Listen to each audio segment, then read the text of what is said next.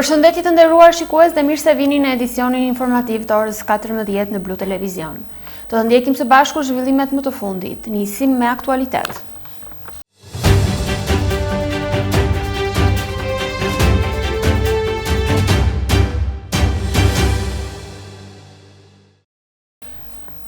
IKMT së bashku me IMT Vlorë shëmbën një shtëpi dykatëshe e cila pengonte projektin e lidhjes së portit detar me rrugën transballkanike.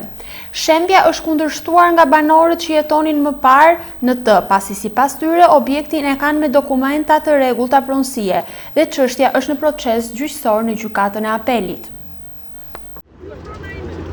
Inspektoriati Kombëtar i Mbrojtjes së Territorisë sërish në qytetin bregdetar të Vlorës, por të radhë për të shembur një godinë banimi dy katëshe e cila gjendej në mes të projektit që lidhte rrugën transballkanike me portin detar të Vlorës. Vila tashmë është shembur pikërisht për t'i hapur rrugë realizimit të këtij projekti. Aksioni i shembjes nga Inspektorati Kombëtar i Mbrojtjes së Territorit është kundërshtuar nga pronarët e vilës, të cilët jashtë kamerave për Blu Televizion pohojnë se objektin e kanë me dokumente të rregullta pronësie.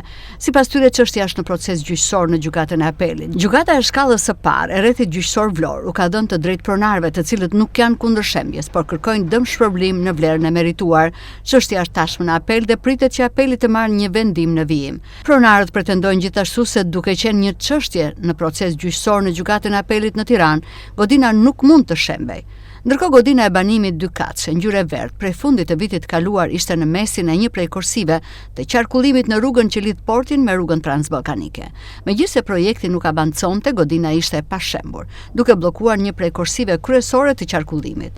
Ndërkohë shembja e godinës bëhet për t'i hapur rrugë lidhjes së portit detar me rrugën transballkanike. Paralajmërimi e ambasadës amerikane për sulme iraniane, ministri i punëve të brendshme Besfort Lamallari ka mbajtur një konferencë për mediat për masat e policisë së shtetit. Lamallari deklaroi se institucionet ligjzbatuese në bashkëpunim të ngushtë me partnerë ndërkombëtar kanë bërë prej kohësh një vlerësim të plotë të riskut dhe kanë hartuar një plan konkret masash. Siç pata mundësinë ta bëjt me dije dhe për qytetarët shqiptar për të garantuar ata lidhur me situatën e sigurisë në vend, gjatë seancës së dieshme në parlament, ku unë me përgjegjësi të plot komunikova disa fakte shumë të rëndësishme. Së pari, Shqipëria ka për disa kohësh që ka marrë masat e nevojshme në kuptim të vlerësimit të riskut nga gjithë agjencitë ligjzbatuese, përfshirë dhe ato të inteligjencës, në bashkëpunim dhe me partnerët ndërkombëtar, ku jo vetëm kemi bërë vlerësimin e riskut, por edhe një plan masash lidhur me jo vetëm sigurinë publike në sheshe publike, në vendodhje me rëndësi kritike, por dhe infrastrukturën kritike në tërësi, dhe ku përfshihen të gjitha agjencitë ligjzbatuese dhe të inteligjencës, secili ka rolin e vet. Policia e shtetit është me masa të shtuara sigurie në këto vendodhje të cilat konsiderohen me rëndësi kritike për sigurinë e tyre. Dhe kjo ka ndodhur shumë kohë më parë, duke marrë në konsiderat gjithë zhvillimet në lindjen e mesme dhe duke marrë dhe parasysh dhe reagimin publik të ambasadës, sigurisht pata komunikim dhe kërkova nga struktura përkatëse të policisë së shtetit, përfshirë drejtorinë antiterror, policinë kriminale, si dhe sigurinë publike, për të më informuar lidhur me masat që ato kishin marrë dhe komunikimet që kanë patur me profesues të ambasadës. Nga informacioni i përcjellur nga natyre, është bërë me dije se së pari nga komunikimet që kanë patur me profesues të zyrës së sigurisë së ambasadës, është konfirmuar se ky është një lajmërim standard që është bërë edhe në vende të tjera të botës, përfshirë dhe të Bashkimit Evropian. Dhe nga ana tjetër ata vlerësojnë, dhe kjo është komunikuar edhe më vonë, më pas në takimet që kanë pasur dhe ditën e dieshme, ku është vlerësuar bashkëpunimi dhe angazhimi i qeverisë shqiptare dhe i policisë së shtetit për masat e shtuara që kanë marrë jo vetëm ditën e dieshme, por prekohësh tashmë, duke marrë në konsiderat faktin që policia e shtetit tashmë ka ngritur kapacitetet e nevojshme për t'u përgjigjur kërcënime të ndryshme që vinë edhe në forma hibride. Pra edhe ata që zhvillohen përmes dezinformimit në rrjetet sociale, online, apo metoda ndryshme që mund të përdoren për të krijuar destabilitet ose përshtypje të një vendi të pasigurt. Kjo është në fakt dëmi më i madh që mund të bëhet një vendi, pasi ne nuk kemi kohë apo luksin që të perceptohemi si vend i pasigurt, qoftë kjo kur vjen nga lufta hibride, që janë të ekspozuar gjithë vendet e Bashkimit Evropian, apo nga agjendat caktuara politike, të cilat vënë politikën e ditës përpara se sa çdo interesi kombëtar, që është integrimi i vendit dhe perceptimi i vendit si një vend i sigurt, ku sigurisht ne kemi në fokus dhe synojmë gjithmonë më shumë të mbajmë trendin dhe ta zhvillojmë më tej për përthithjen e turistëve, të cilët sigurisht përkthehen edhe në ekonomi të shtuar për vendin tonë, kështu që çdo dëm që i bëhet imazhit të vendit përfshi edhe ato imazhet e pakëndshme dhe tejet shqetësuese dhe që nuk reflektojnë realitetin në Shqipëri në kuptim të sigurisë dhe kapacitetet të rrituara dhe gjithë rezultatet të njohur tashmë dhe nga raportet ndërkombëtare si Departamenti Amerikan i Shtetit edhe Komisioni Evropian, ku unë pata mundësinë ti citoj motamo, fjalë për fjalë, dje në interpelancën e kërkuar nga deputetët e opozitës. Prandaj çdo përpjekje që synon të krijojë një imazh të gabuar të Shqipërisë është vetëm në dëm të qytetarëve shqiptarë dhe ekonomisë shqiptare dhe turizmit. Kështu që këto realisht nuk duhen lejuar dhe unë falenderoj profesorësit e medias, të cilët kanë qenë shumë të kujdesshëm në raportime të tilla, pasi në fund ditës nuk humbet qeveria, nuk humbet ministri, por cënohet drejt për drejt ekonomia dhe mënyra se si perceptohen shqiptarët. Për shumë vite, për fat keq, Shqipëria është etiketuar si njolla e zezë e rajonit dhe ky imazh është ndryshuar dhe është përmirësuar me shumë mund dhe nuk mund të lejohet të cënohet për shkak të interesave politike të ditës apo agjendave edhe me qëllime destabilizuese. Rreth 100 persona në Vlorë pritet të fitojnë nga amnistia, të cilët aktualisht janë në shërbim prove. Sipas drejtorit të shërbimit të provës në Vlorë, Francesco Muçaj, në këtë kategori përfshihen kryesisht persona të dënuar për vepra të lehta penale. Rreth 100 persona në Vlorë pritet të përfitojnë nga amnistia, të cilët aktualisht janë në shërbim prove. Në këtë kategori përfshihen kryesisht persona të dënuar për vepra të lehta penale. Drejtori i shërbimit të provës në Vlorë, Francesco Muçaj, konfirmon se gjatë muajit shkurt në bazë të kërkesës së drejtorisë të përgjithshme të shërbimit të provës, është dërguar nga Drejtoria e Vlorës planifikimi i subjekteve që pritet të përfitojnë nga amnistia. Sipas tij, ky numër arrin rreth 100 persona. Gjatë muajit shkurt të vitit 2026, në bazë të kërkesës së drejtorisë së përgjithshme të shërbimit të provës, Drejtoria Territoriale e Vlorë i ka dërguar Drejtorisë së përgjithshme informacioni përkatës mbi planifikimin e mundshëm për subjekte që mund të përfitojnë nga amnistia dhe kjo ndahet në dy fasha. Fashën sipas nenit 3, të cilët veprat penale të cilëve shuhen dhe amnistohen plotësisht, pra për të cilën nuk vazhdon më vuajtja e mëtejshme e dënimit, dhe fasha sipas nenit 5, për të cilën janë përgjegjës organet dhe instancat të tjera të shtetit dhe të sistemit gjyqësor për zbatimin e amnistisë. Sipas nenit 3 të ligjit të mundshëm për dhënien e amnistisë, për Drejtorin Territorial të Shërbimit të Provës Vlorë përfitojnë thuajse 100 të dënuar në mbikëqyrje. Këtu përfshihen veprat e lehta penale, të cilat amnistimi të cilave nuk përjashtohet sipas nenit 4 të ligjit për dhënien e amnistisë.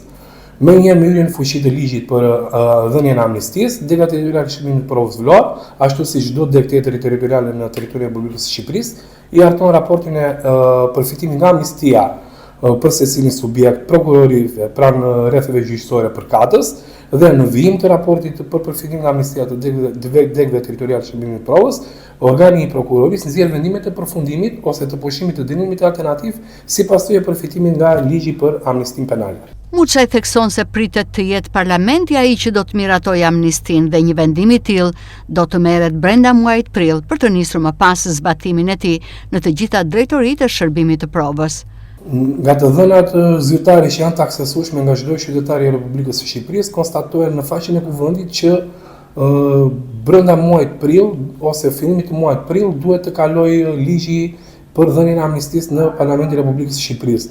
Por unë jam organ zbatues, nuk jam organ ligjvënës, kështu që nuk mund të jap një kohë të saktë kur do miratohet ligji. Por ti të them që ligji për dhënien e amnistisë hyn në fuqi 15 ditë pasi miratohet nga Kuvendi i Republikës së Shqipërisë. Pra, kurdo qoftë që ai të miratohet nga Kuvendi nga ligjvënësi, 15 ditë më pas do hyjë në fuqi dhe pas 15 ditësh shërbimi i provës do bëjë veprime përkatëse. Nga amnistia pritet të përfitojnë kryesisht persona me vepra të lehta penale, të cilët janë në shërbim prove me qëllim vijimin e riintegrimit të tyre në komunitet. Një konflikt me administratoren e pretenduar të pallatit ka përfunduar në dhunë fizike ndaj një gruaje në Vlorë. Ky është rasti i 42 vjeçares, e cila te rrethrotullimi në Transballkanike është dhunuar fizikisht një ditë më parë. Për Blu Televizion, zonja thotë se ngjarja është raportuar në polici dhe fton organet ligjzbatuese ta zbardhin atë dhe të vendosin drejtësi. Një konflikt me administratoren e pretenduar të pallatit ka përfunduar në dhunë fizike ndaj një gruaje në qytetin e Vlorës. Ky është rasti i 42 vjeçares e cila tek rrethrotullimi në Transballkanike është dhunuar fizikisht një ditë më parë. Siç tregon edhe vetë në dëshminë e saj, një person me kapuç ka ardhur përballë duke e kërcënuar dhe kapur prej fyti. Sipas saj, personi ishte bashkëshorti i administratores së vetë shpallur të pallatit dhe ngjarja ka arritur deri këtu, pasi banorët kanë kundërshtuar pagesat e majme fiktive që u kërkohen për shërbimet në pallat. Zonja thotë se ngjarjen e ka raportuar në rajon dhe polici dhe fton organet ligjzbatuese të zbardhin ngjarje dhe të vendosin drejtësi. Po largohesha nga shtëpia e prindërve të mi për të shkuar në banesën time. Një person vjen përballë meje, i veshur me rroba të zeza, me një kapuç që kishte mbuluar pothuajse gjysmën e fytyrës dhe më kap për fyti, më fyer me fjalë të rënda. Për momentin mendova se kishte ngatruar person, se mund të ndodhin gjëra të tilla sigurisht. Dhe në atë kohë që u tërhoqa për t'i shpëtuar nga duart, identifikoj që bëj fjalë për banorin e pallatit ku jetojnë prindrit e mi.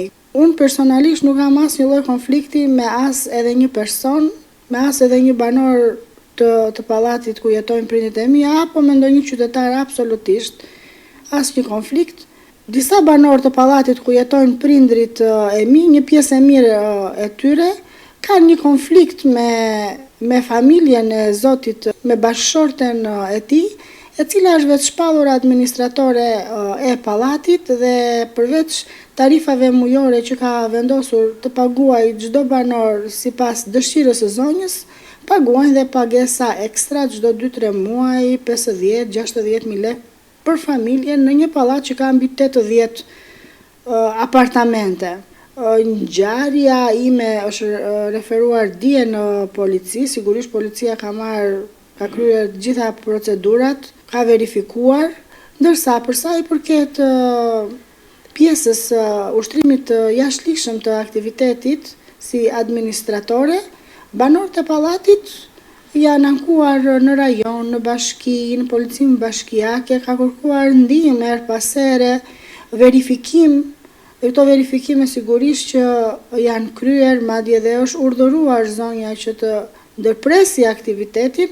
Unë jam në djeni të këtyre muhabeteve, të këtyre bisedave, duke dëgjuar nga familjarët e mi, nga komshinjt e tje. Por që nuk jam e përfshirë absolutisht në as edhe një lloj debati apo shqetësimi që kanë këta banorë. Unë ngjarjes i kam shkuar deri në fund, që është ditën e djeshme, me denoncimin që kam bërë, pres që gjithçka të shkoj më së miri, pasi e dhunuar nuk jam vetëm unë për këtë situatë në këtë pallat, por është edhe babai im, i cili ka kryer çdo pagesë dhe të themi është bërë kokë turku për të friksuar banorët e tjerë të pallatit që kanë kundërshtuar pagesat e jashtëzakonshme dhe të pajustifikueshme, dërgoditur në mes të rrugës me saraqines nga babai i zonjës, e kanë tërhequr zvar, e kanë çuar në rajon, e kanë kërcënuar që ti do thuash që vajza ime nuk merr para, ashtu siç kanë bërë dhe me banorët e tjerë që kanë kërcënuar që të mos flasin, i kanë kërcënuar me jetë. Unë kam besim të plot te organet ligjzbatuese të shtetit, jam shumë mirënjohëse për punën që ata sigurisht që bën dije dhe do të vazhdojnë të bëjnë. Drejtësia të shkoj në vend, nuk kam konflikt me asnjë dhe jam viktim e kësaj ngjarjeje e cila nuk më ka përfshirë dhe nuk jam përfshirë në këtë ngjarje. Në dëshminë e tij, baba i 42 vjeçares pohon gjithashtu se në muajin dhjetor është goditur me dorë hekuri në hyrjen e pallatit nga babai i administratores. Më pas 2 persona e kanë tërhequr zvarr dhe e kanë çuar drejt rajonit për të dhënë dëshmi të reme. Sot, siç tregoni, moshuari 71 vjeç ndihet i friksuar pasi fëmijët dhe niprit e tij rrezikojnë të përfundojnë në konflikt fizik nëse nuk merren masa. Unë isha duke punuar te makina ime, po vendosja baterinë e makinës, vinë këta 3 persona. I jadi menaxherës pallatit, buri saj me gjithë baban. Vinë me motor, ndalon motorin aty, para mua spiri vaj, grushtin me sarçines dhe unash pandinja në shesh. Sa u përmunda një qikë shu, digja e lafe që shanin edhe, para e mrapa, për grua, për nëne, për motre, do ju bëj këte, do ju bëj atë. Do vish me neve se s'bën, do vish me zorë. Unë jam pandinja, tash jam në qëllove, unë. Këti që më qëllove, tash do të paguash, o s'ki me raki tash. Edhe më morë me zorë, më qonë në rajon. I them ati të kryetarit të rajoni që unë kam ardhur me zorë këtu, edhe me zipori. Ky më thot për parat. Parati ata shveti tash.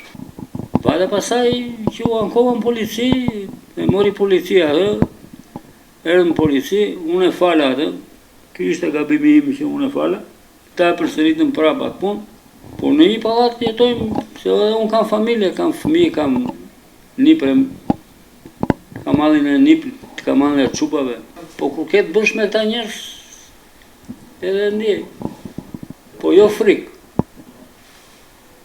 Po që policia u tregua korrekte me mua, i mori gjitha masat. Këto ngjarje që ndodhin nuk janë të mira për asnjë, as për ne, as për ata, dhe duhen marrë masa urgjentisht.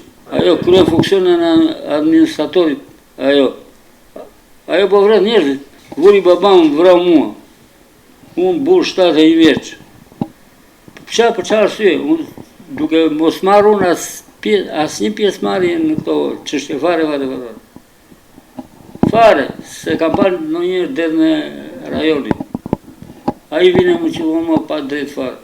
Siç shihet edhe nga dokumentet e siguruara, rajoni ka kërkuar që administratorja të mos ta ushtrojë më funksionin, por ky vendim nuk është zbatuar, duke përfunduar në këtë akt të dhune. Ish kryebashkiaku i Himarës Jorgo Goro është transferuar në burgun e Fierit. Ai u dorëzua në komisariatin e Vlorës pas urdhër ekzekutimit të SPAK për rikthimin e tij në burg. Ndërkohë, më herët mbrojtja e Jorgo Goros depositoi një kërkesë për revokimin e urdhrit të ekzekutimit me argumentin se dënimi është lyer përmes kohës që ishte në paraburgim.